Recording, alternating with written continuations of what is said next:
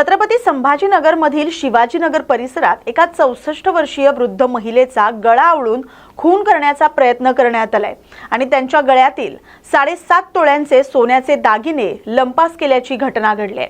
आकाश माधव अंभोरे असं अटक केलेल्या आरोपीचं नाव आहे।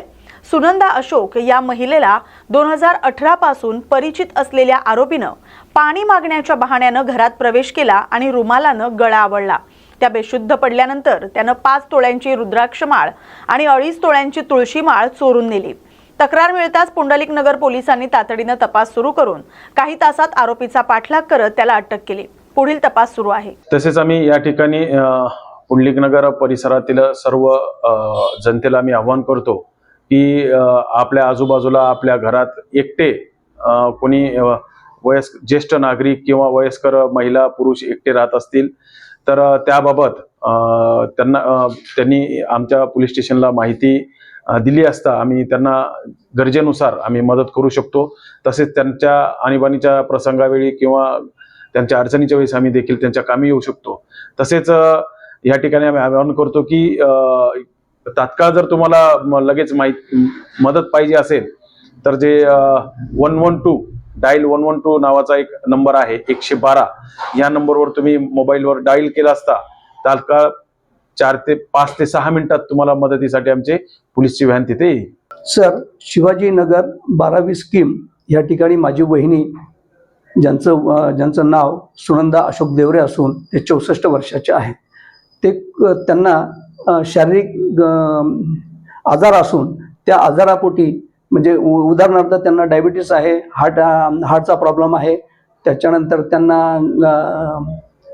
हार्टचा प्रॉब्लेम आहे आणि पायाचा प्रॉब्लेम आहे, त्यांच्या पायांना जखमा वगैरे होत्या।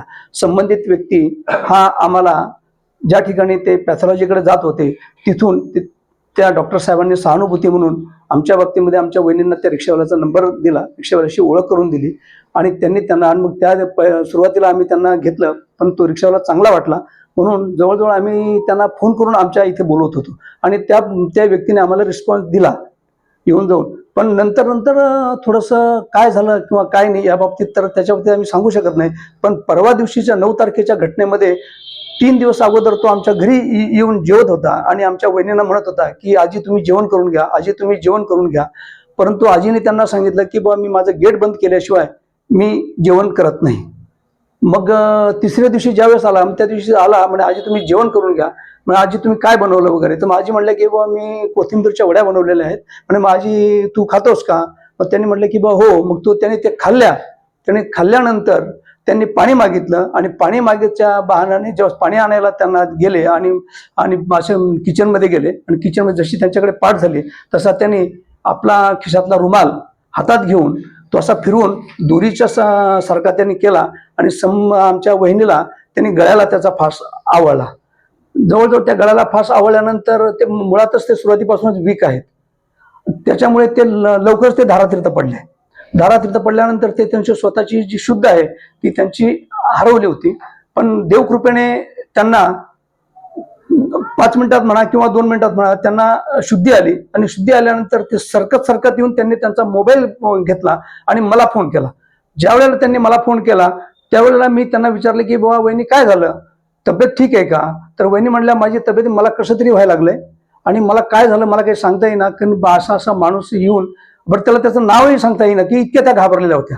अशा अवस्थेमध्ये मी त्यांच्या जवळ ज्या मॅडम आहेत जोशी मॅडम त्यांना फोन लावला आणि त्यांना फोन लावून त्यांना सांगितलं की आमच्या वहिनीच्या घरी जा आणि कदाचित मला असं वाटतं की शुगर कमी झाली असेल म्हणून थोडी तोंडात साखर वगैरे टाका आणि मग ते थोडंसं क्षण त्यांना त्यांचं धाडस वाढवा आणि या अशा प्रसंगामध्ये त्या घरी गेल्या। घरी त्यांनी गेल्यानंतर मला पुन्हा त्यांनी रिटर्न कॉल केला आणि रिटर्न कॉल करून त्यांनी मला सांगितलं की दादा तुम्ही तात्काळ घरी या।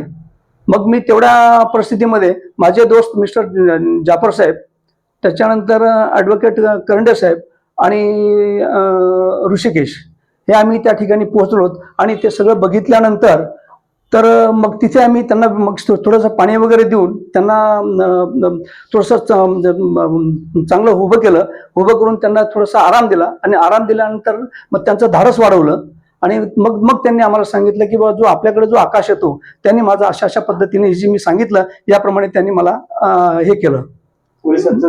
आणि मग त्यानंतर मग मी 112ला फोन केला. 112ला फोन केल्यानंतर मला 7 ते 8 मिनिटांमध्ये त्यांची जी टीम आहे ती टीम मला शोधत माझ्या घरापर्यंत आले. घरापर्यंत आल्यानंतर त्यांनी मला मग मी त्यांना ते आणलं घराजवळ आणि मग घराची ती संपूर्ण जी हे आहे त्यांनी ते संपूर्ण लोकेट केलं. आणि हे सगळं करत असताना जवळजवळ त्यांनी त्यांची जी कार्यशैली आहे त्या कार्यशैलीप्रमाणे त्यांनी लवकरात लवकर म्हणजे मला असं वाटतं की 3 तासाच्या जवळपास त्यांनी त्यांना अटक केली. अटक करून मला रात्री कळालं की बा त्याला तो मिळाला. आणि ती जी टीम आहे किंवा टीम लीडर आहेत त्या टीम लीडरने त्या प्रकरणाचं जे गांभीर्य आहे हे ओळखून इतक्या संवेदनशीलपणाने त्यांनी ते काम केलेलं आहे.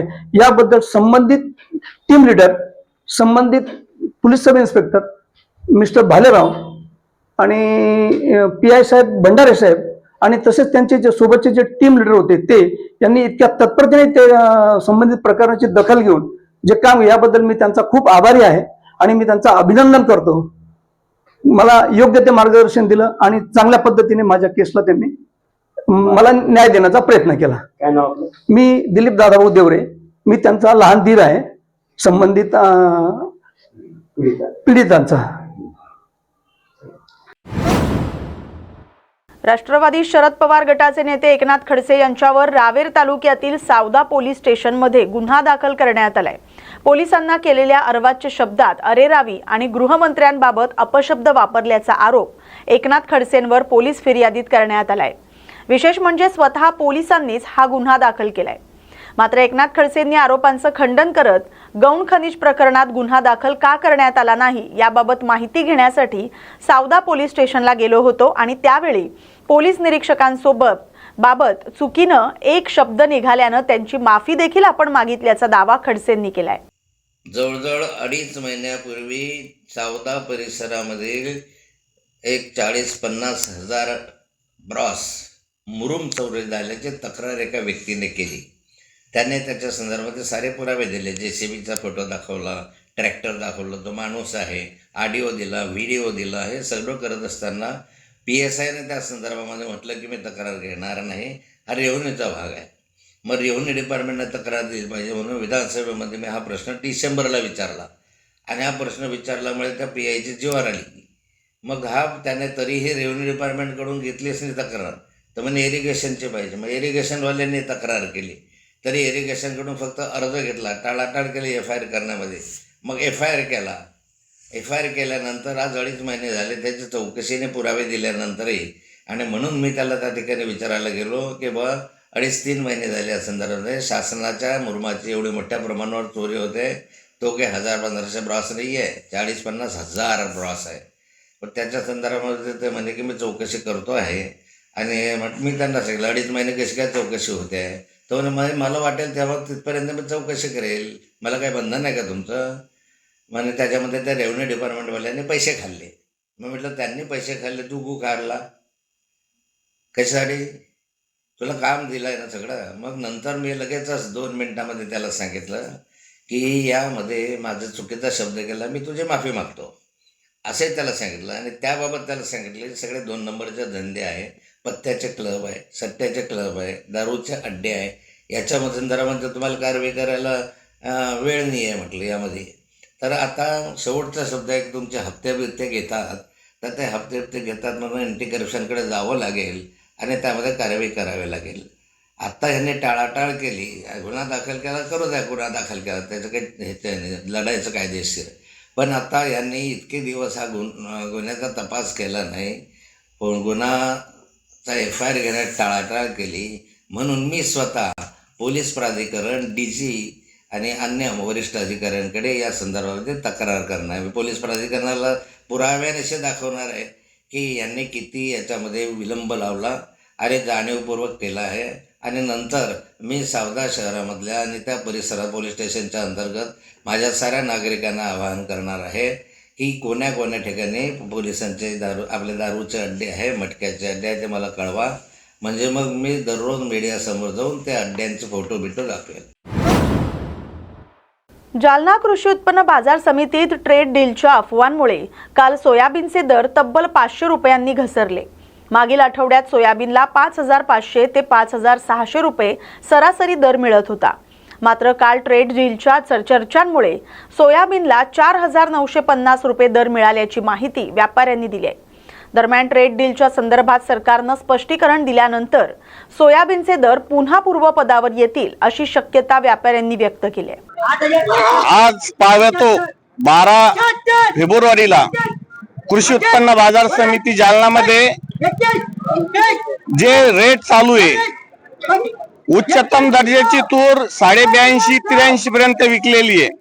ॲव्हरेज माल 77-78 पर्यंत विकू लागलेले। चना पाहिला तर 5200-5250 पर्यंत आहे।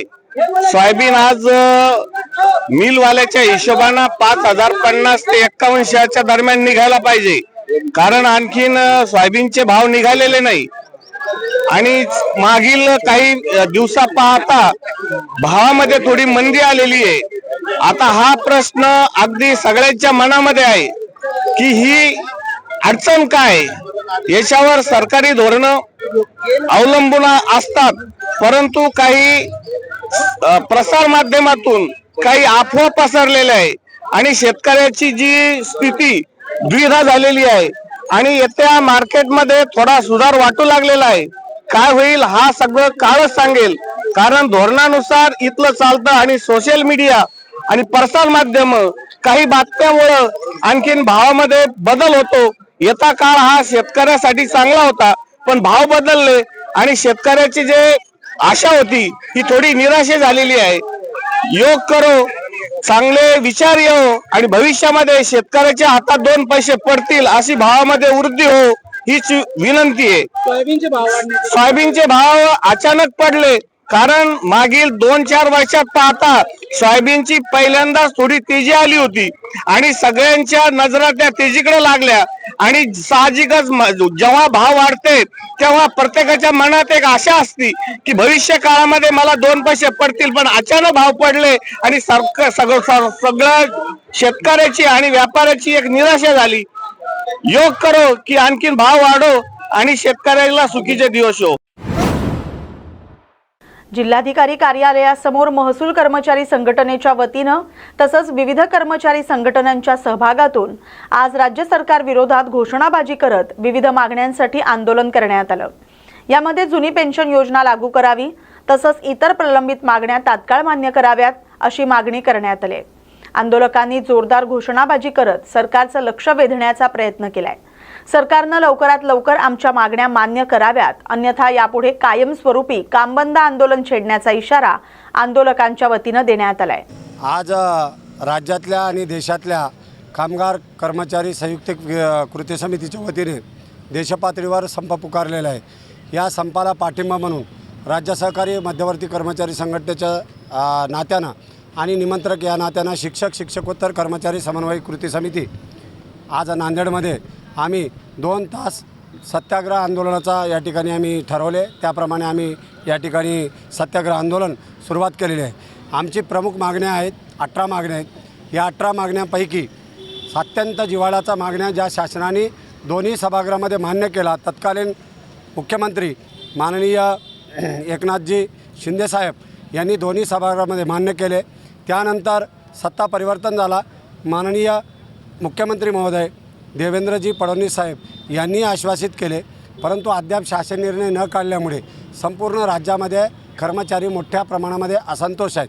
कर्मचाऱ्यांना वेळोवेळी चर्चेत बोलवलेलं आहे, पण चर्चेमध्ये कोणताही शासन निर्णय पारित न केल्यामुळे तळागाळामधल्या शिक्षक असो, शिक्षकोत्तर कर्मचारी असो, आमचे शासकीय निमशासकीय कर्मचारी यांचं अस्तित्व धोक्यात आहे।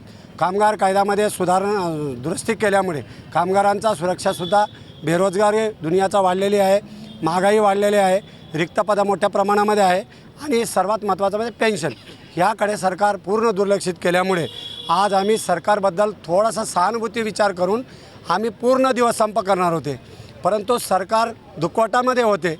आदरणीय अजितदादा पवारसाहेबांचा दुःखद निधन झाल्यामुळे सरकारला अशा दुःख प्रसंगीमध्ये आपण कोंडीत धरणं उचित नाही। मानवी दृष्टिकोनातून विचार करून आम्ही संपाचा नोटीस 1 दिवसाचा दिला नाही। केवळ अजितदादाच्या निधनामुळे ह्या गोष्टी आम्ही करू शकले नाही।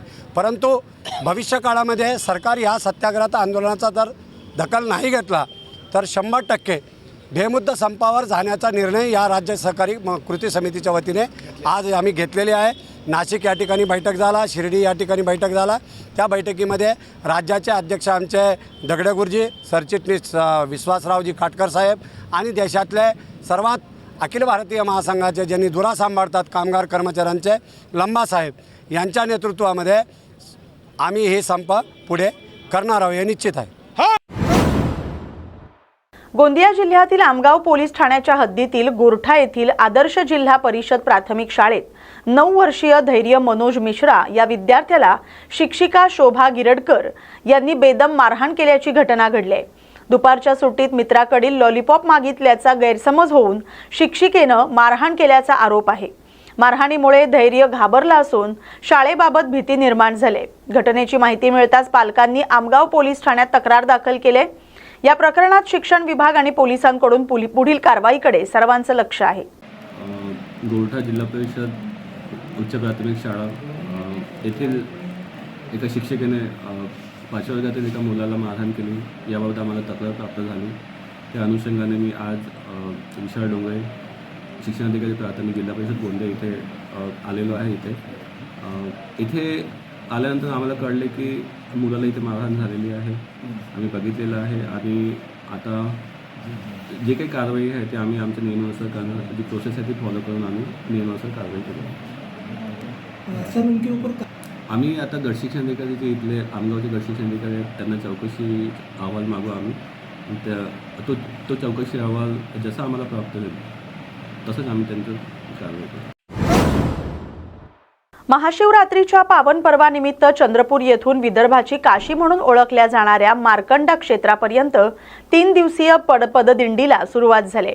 चंद्रपूरची कुलदैवत माता महाकाली मंदिरातून पालखी पूजन आणि आरतीनंतर दिंडीचं प्रस्थान झालं। भाविकांनी हर हर महादेवच्या जयघोषात उत्साहात सहभाग नोंदवला।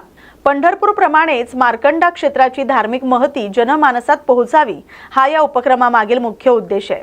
देव, देश आणि धर्मजागृतीचा संदेश या दिंडीच्या माध्यमातून दिला जातोय। दरवर्षीप्रमाणे यंदाही पंचक्रोशीतील वारकऱ्यांचा उत्स्फूर्त सहभाग लाभतोय। परंपरा अधिक बळकट होत असल्याची प्रतिक्रिया आयोजकांनी व्यक्त केली आहे। मार्कंडा इथं महादेवाच्या दर्शनानं या पददिंडीची सांगता होणार आहे। देव देश धर्मासाठी प्राण घेतला हाती ही आपण परंपरा बघतोय। छत्रपती शिवरायांनी आपल्या हिंदू जागृतीसाठी स्वराज्याची स्थापना केली। अनेक संतांनी महाराष्ट्रासाठी ज्ञानेश्वरी रचिला पाया तुका झाला से कळस आपल्या पंढरपूरची दिंडी सुरू केली आहे। तर हाच आम्ही आदर्श समोर ठेवून आपलं कुलदैवत माता महाकाली चंद्रपूरचं दैवत आणि सुंदर शिल्पकलेनं नटलेलं वैनगंगा काठावर सुंदर हिरव्या वनराजीत नटलेलं विदर्भाची काशी म्हणवणारं हे आपलं मार्कंडेय मंदिर, शिव मंदिर। तुम्हाला मार्कंडेय चिरंजीव कथा माहितच आहे। त्या धर्तीवर आमची हरिभक्त परायण निवृत्त शिक्षिका भागवत प्रवचनकार नीता प्रभाकरराव पुल्लीवार यांनी ही वारी सुरू केली। मी चैताली खटी, विजयराव खटी आणि ही वारी आम्ही पुढे नेतोय। यासोबत मला सगळ्या पत्रकारांची साथ आहे, सगळ्या नेत्यांची साथ आहे आणि सगळ्या पंचक्रोशीतल्या वारकऱ्यांची साथ आहे। आम्हाला या 3-4 दिवसात जेवण मिळतं, आम्हाला छान गाडीचा खर्च मिळतो आणि कोणी साड्या, कोणी नाश्ते, कोणी जेवण आणि काय आनंद पंचे टोप्या आणि खूप आनंद असतो। पंढरपूरची महिनाभर नाही करत पण आपण ही निदान 3 दिवसाची वारी करावी। पददिंडीला हाच संदेश आहे की आपण जगात बघतोय अराजकता माजली आहे। आपला हिंदुस्थान एकमेव देश आहे या धर्तीवर। तो देव देश धर्म हेच आमचं ब्रीद वाक्य आहे। छत्रपती शिवरायांनी यासाठी कष्ट केले तर ही वारी म्हणजे हिंदू जनजागृतीसाठी आहे। आणि आपल्याला फिटनेस बघायचा असेल तर वारीतल्या वारकऱ्यांना येऊन बघा, काय आनंद असतो। इथे मीपणा नसतो, इथे तुम्हाला सुखसुविधा नसतात, कुठे जा कसंही झोपा, पण हा आनंद मंडई वर्षभर आम्हाला काज बनवतो। आणि म्हणून सगळ्यांना मी आवाहन करते चैताली कटी की आपल्या चंद्रपूर जिल्ह्याचं हे कुलदैवत माता महाकाली ते मार्कंडा आपण जरूर या वारीत या आणि आनंद घ्या। बोला पार्वतीपते हर हर महादेव। निवडणुकीच्या काळात मराठी अस्मितेचा मुद्दा पुढे करत मराठीचा नारा दिला जातो, मात्र प्रत्यक्षात एकमेव महापौर करण्याची संधी मिळताच मुस्लिम महापौर करण्यात आलाय, अशी जोरदार टीका ठाकरे गटावर होते. मराठी मतदारांच्या भावनांचा वापर करून सत्ता मिळवायची आणि नंतर वेगळाच निर्णय घ्यायचा हे दुटप्पी राजकारण असल्याचा आरोप केला जातोय. तसंच औरंगजेबाचा अजेंडा पुढे रेटण्याचं काम उभाटा गटानं केलंय असाही आरोप केला गेलाय. जेव्हा निवडणूक येते तेव्हा मराठीचा अजेंडा करायचा. उभाटा गटाला एकमेव महापौर करण्याची संधी मिळाली परभणीमध्ये. हे एकमेव महापौर खरं तर उद्धव ठाकरेंनी मराठी माणूस करायला पाहिजे होता. निवडणुकीच्या काळात मराठीचं नाव घ्यायचं, मराठीचा झेंडा म्हणायचा, मराठीचा अजेंडा म्हणायचा आणि जेव्हा महापौर करण्याची वेळ येते तेव्हा मात्र मुस्लिम महापौर करायचा. हे उद्धव ठाकरे यांचं धोरण आहे. औरंगजेबाचा अजेंडा पुढे रेटण्याचं काम परभणीमध्ये उद्धव ठाकरे करतायत. निवडणुकीमध्ये मराठीचं नाव घ्यायचं, निवडणुकीमध्ये मराठी माणूस म्हणून गप्पा मारायच्या आणि जेव्हा महापौर करण्याची वेळ येते, महापौर बसवण्याची वेळ येते तेव्हा मात्र मुस्लिम महापौर द्यायचा, औरंगजेब फॅन क्लबचा महापौर द्यायचा. हेच उद्धव ठाकरेंचं बेगडी धोरण आहे आणि हे बेगडी धोरण परभणीमध्ये उघड झाले. प्रफुल्ल पटेल यांच्या फोन नंतर दादांनी प्रवासाचा निर्णय बदलला. प्रफुल्ल पटेल यांच्या मंत्रालयातील फाईल संदर्भात फोन आल्यानंतर अजितदादांनी बायरोड जाणं रद्द केलं, असा मोठा दावा प्रमोद हिंदुराव यांनी केलाय. अजित पवार यांचं नुकतंच विमान अपघातात दुर्दैवी निधन झालं आणि त्याच्यानंतरच अनेक संशय व्यक्त केले जात आहेत, वेगवेगळे दावे केले जात आहेत आणि अशातच प्रमोद हिंदुराव यांचा हा दावा आता सगळ्यांचंच लक्ष वेधून घेत आहे. अजित पवार प्रवास करत असलेल्या विमानाला घडलेल्या दुर्घटनेनं जनतेच्या मनात प्रचंड संशय आणि अस्वस्थता निर्माण झाले. हा केवळ अपघात आहे की त्यामागे काही वेगळं सत्य दडले, याचा स्पष्ट आणि ठोस खुलासा राज्य सरकारनं तात्काळ केला पाहिजे. चौकशी करू असं सांगणं पुरेसं नाही, तर ती चौकशी पारदर्शक, निष्पक्ष आणि वेळबद्ध असली पाहिजे, असं नाना पटोले म्हणालेत. चौकशीला होणारा विलंब स्वतःमध्ये संशय निर्माण करणार आहे. गुजरातमधील विमान दुर्घटनेचा अहवाल अद्याप समोर आलेला नाही. अशा प्रकारची दिरंगाई म्हणजे सत्य दडपण्याचा प्रयत्न आहे का, असा प्रश्न जनतेच्या मनात निर्माण होतोय. रोहित पवार यांनी पायलट आणि विमानाच्या स्थितीबाबत जे मुद्दे मांडलेत ते अत्यंत गंभीर आहेत. त्या सर्व मुद्द्यांची स्वतंत्र आणि उच्चस्तरीय चौकशी झाली पाहिजे, अशी मागणी पटोले यांनी केली आहे. सत्य समोर आलेलं आहे. लोकसभा अध्यक्षांबद्दल अविश्वास ठराव पास केलेला आहे. अविश्वास त्यांच्याबद्दल आणलेला आहे, पण एकतर्फा निर्णय घेणाऱ्या या पद्धतीचा जो स्पीकर आपण पाहिलेला आहे ओम बिर्लाच्या रूपानं, आज देशच धोक्यात आलेला आहे. देश विकला जातो आहे. आपले देशाचे प्रधानमंत्री एप्स्टीन फाईलमध्ये त्यांचं नाव आलेलं आहे. केंद्रातले मंत्री, जे पेट्रोलियम मंत्री पुरी, ते त्यांचं नाव आलेलं आहे. अनेक लोकांचं नाव त्याच्यामध्ये आलेलं आहे. आपण पाहिलं असेल की जगाच्या पाठीवर ज्या लोकांची नाव आली त्यांचे राजीनामे ते देत आहेत. पण आपल्या देशाचं प्रधानमंत्री आज डोळे लपवत आहे, स्वतःला लपवून घेत आहे, लोकसभेत जात नाही आहे, लोकसभेत बोलायला तयार नाही आहे. म्हणजेच चोर के दाढी में तिनका आहे. अशा परिस्थितीत स्पीकर त्यांना वाचवण्यासाठी, म्हणजे आता प्रधानमंत्रीच लोकसभेमध्ये सुरक्षित नाही अशा पद्धतीचं स्टेटमेंट करणं, याचाच अर्थ की लोकसभेचे अध्यक्ष जे आहेत ओम बिर्ला, हे सरकार वाचवण्यासाठी तिथं बसलेले आहेत, जनतेला न्याय देण्यासाठी नाही, आणि म्हणून त्यांच्या विरोधातला हा अविश्वास आहे. एक रोहित पवार हिंदी. केंद्र सरकारच्या कामगार विरोधी धोरणांच्या निषेधार्थ आज संपूर्ण देशभरात भारत बंदची हाक देण्यात आली. राज्यभरात ठिकठिकाणी आंदोलनं करण्यात येत आहेत. हमाल मापाडी कामगार संघटनेच्या वतीनं सुरत नागपूर महामार्गावर रास्ता रोको आंदोलन करण्यात आलं. या आंदोलनामुळे महामार्गावरील वाहतूक काही काळ ठप्प झाली होती. हमाल मापाडी कामगारांना पेन्शन चालू करण्यात यावी, तसंच 10 तारखेच्या आत पगार देण्यात यावा, संपूर्ण जिल्ह्यात हमाल मापाडी कायद्याची अंमलबजावणी करावी, यासह विविध मागण्यांसाठी हा रास्ता रोको करण्यात आला. हदगाव पंचायत समितीच्या ढिसाळ नियोजनामुळे येथील कारभार हा चव्हाट्यावर आलाय. आज दुपारी 12 वाजूनही अनेक कार्यालयातील खुर्च्या रिकाम्या दिसून आल्या. कर्मचारी उपस्थित नसल्यानं लाभार्थ्यांना अडचणींचा सामना करावा लागतोय. गटविकास अधिकाऱ्यांचं दालन बंद असून विस्तार अधिकारी आणि इतर कर्मचाऱ्यांवर कोणताही वचक नसल्याचं चित्र दिसतंय.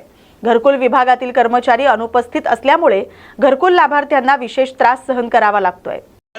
हे कर्मचारी इथे एकही कर्मचारी कुठलाच कर्मचारी इथं थांबत नाही. आमच्या हदगाव तालुक्याच्या ठिकाणी हे कर्मचारी 60 किलोमीटर अंतर नांदेड जिल्हा आहे, नांदेडहून अपडाऊन करत असतात. इथले कर्मचारी 1 वाजता येतात आणि संध्याकाळी 4:15च्या अगोदर कर्मचारी निघून जातात. या ठिकाणी कुठल्याही प्रकारचे आमचे कामे होत नाही. घरकुलाचा विषय आहे आणि बरेचसे असे घरकुलाचा पण विषय आहे, लोकांचे असे गोठ्याचा पण विषय आहे. घरकुलाचे आज पेंडिंग हप्ते आहेत, घरकुलाचे सुद्धा कामं होत नाहीत. एक हप्ता पडला, दुसरा हप्ता पडण्यास कशामुळे दिरंगाई होत आहे हे पण मी शासनाला या ठिकाणी प्रश्न विचारू शकतो. आज आपण पंचायत समितीवरील कार्यालयात आलेले आहोत. कार्यालयामध्ये कर्मचारी आपल्याला 12 वाजायले गैरहजर दिसत आहे. याबद्दल आपलं म्हणणं काय? आज हदगाव या ठिकाणी मी आलो असता आज बऱ्याचशा MBAवर सह्या लागत होत्या, काही अकाउंटंटच्या सह्या लागत होत्या. बऱ्याचसे कामं आज शेवटचे आमचे 2 दिवस उरल्याचे असताना आता प्रशासक यांनी जाहीर केले, शासनाने प्रशासक नेमले.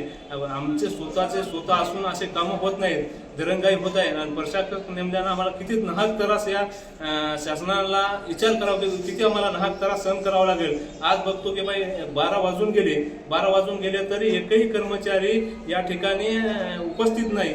असा हे हदगाव पंचायत समितीचा असा कानूनी कारभार या ठिकाणी चालू आहे. आणि कुठल्याही प्रकारचे या ठिकाणी आमचे जे काही कामं आहेत, कामं आता या ठिकाणी 12 वाजले, नांदेडला जायचं आहे, नांदेडहून केव्हा यावं, केव्हा कामं करावं, या साहेबाच्या केव्हा सह्या घ्यावं, ही असे दिरंगाई दररोज आमची चालू आहे. याच्यावर शासनाने शिव मॅडमने काहीतरी यांची दिरंगाईची कारवाई करून यांच्यावर कठोर कारवाई करावी अशी माझी मागणी आहे. गोंदिया जिल्हा पोलीस मुख्यालयात 59 रिक्त पोलीस शिपाई पदांसाठी 11 फेब्रुवारीपासून भरती प्रक्रियेला सुरुवात झाली. या भरतीसाठी तब्बल 4166 उमेदवारांनी अर्ज केलेत. प्रक्रिया सलग 10 दिवस चालणार आहे. उमेदवारांची धावणे, शारीरिक क्षमता चाचणी, मैदानी कसोटी आणि लेखी परीक्षा नियोजनबद्ध पद्धतीने घेतली जाते. पोलीस प्रशासनाकडून पारदर्शकता राखत पिण्याचं पाणी, वैद्यकीय सुविधा आणि सुरक्षा व्यवस्था उपलब्ध करून देण्यात आले. दरम्यान दररोज शेकडो उमेदवार गैरहजर राहत असल्याचं दिसून येत असलं तरी उपस्थित युवकांमध्ये पोलीस दलात सेवा देण्याचा उत्साह ओसंडून वाहताना दिसतोय. दिनांक 11 फेब्रुवारीपासून आपल्या गोंदिया जिल्हा पोलीस दलातील 59 रिक्त जागांसाठी पोलीस हेडक्वार्टर येथे पोलीस भरतीची प्रक्रिया सुरू झालेली आहे. याच्यामध्ये 59 जागांसाठी जवळपास 4000 ॲप्लिकेशन्स आलेले आहेत आणि 11 ते 20 तारखेपर्यंत ही आउटडोअर एक्झाम याच्यामध्ये चालणार आहे. आउटडोअर एक्झाम ही योग्य, ट्रान्सपरंट आणि पूर्णपणे नियमांच्या अधीन राहून करण्यात येत आहे. सर्व ठिकाणी टेक्नॉलॉजीचा वापर, CCTV फुटेजचा वापर, व्हिडिओ फुटेजचा वापर, त्याचबरोबर जे विद्यार्थी हे स्पर्धेसाठी या भरतीसाठी येत आहेत त्यांचीसुद्धा आम्ही काळजी घेत आहोत. प्रत्येकाला पाणी असेल, ग्लुकोंडी असेल, त्यांचा नाश्ता असेल, याचीसुद्धा आपण व्यवस्था करत आहोत. तर ही नियोजनाप्रमाणे ही भरतीसुद्धा सुरू आहे. ते पाहाल की मोठ्या प्रमाणात विद्यार्थी आहेत. पाहाल की आपण क्वालिफिकेशनमध्ये कोणकोणत्या क्वालिफिकेशनचे विद्यार्थी आज इथे आलेले असतात? नाही, तर क्वालिफिकेशनमध्ये तर आम्ही अजून एवढे डिटेल्स गेले नाहीत, परंतु आता मागच्या वर्षी जी आमची भरती झाली होती त्याच्यामध्ये सर्वच बॅकग्राऊंडचे विद्यार्थी होते. म्हणजे आर्ट्स ग्रॅज्युएशन असेल, इंजिनिअरिंग ग्रॅज्युएशन असेल, तर जवळपास आता 80 ते 90% विद्यार्थी हे ग्रॅज्युएशन झालेलेच आहेत. त्यामध्ये या बातमीसोबतच टी टाईममध्ये वेळ झाली आता इथेच थांबण्याची. अशाच महत्त्वाच्या बातम्यांसाठी पाहत राहा न्यूज मराठी 24/7. नवा भारत, नवा विचार.